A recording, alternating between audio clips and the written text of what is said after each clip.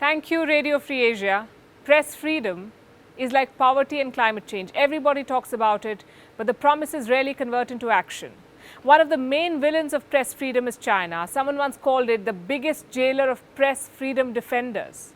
We saw China's attacks on free press exacerbating during the pandemic. Beijing deported international reporters, it attacked news networks abroad, jailed citizen journalists at home, raided press offices in Hong Kong, even jailed a media mogul. All of this in a matter of 2 years. China's state security law empowers Beijing to fight free press. Its Article 9 uses vague definitions for the word state secret, and this enables Beijing to label journalism as a breach of state secrets. Label Wuhan virus reportage as false rumors, or go after news networks for their pursuit of the truth. Honestly, we were not surprised when China waged a war on WION. After all, we had given a platform to citizen journalists from Wuhan. We had interviewed scientists from the Wuhan lab. We were reporting in Taiwan. We were talking about Tibet. We were calling the Wuhan virus the Wuhan virus. So China sent us a 5-page long protest letter.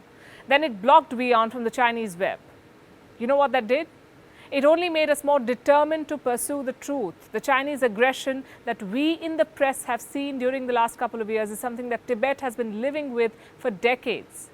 China has been attacking Tibet's right to religion, its right to culture, and the world has mostly been kept in the dark about it.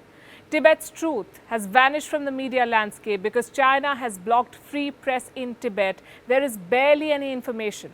Last we heard, Beijing was applying Xinjiang's rulebook in Tibet. Tibetans were being forced into work camps. They were being transported to parts of China, forced to work in factories, forced to revere Chinese President Xi Jinping. China gives foreign media a guided tour of Tibet from time to time, but everything the camera captures there is staged. China plays out a scripted show for the media. My message to Tibet from the WION studios is this: China's attack on WION made us stronger, and on this Press Freedom Day, I wish nothing but strength for Tibet.